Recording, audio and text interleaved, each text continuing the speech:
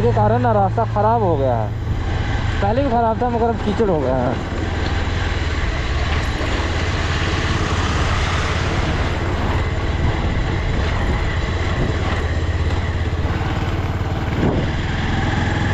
देखो क्या हाल है रोड। ओह कितने कितने गड्ढे हैं यहाँ पे। यहाँ पे स्लिप नहीं करती बाइक ना। यहाँ क्या है ना, थोड़े नीचे नीचे थोड़े थोड़े थोड़े थोड़े और छोटे छोटे पत्थर है ना, वो जो ज़मीन के साथ चिपक गए हैं। तो अब वहाँ पे ऊपर कीचड़ होता है मगर वो टायर को स्लिप नहीं होने देते, उसकी पकड़ बना के रखते हैं।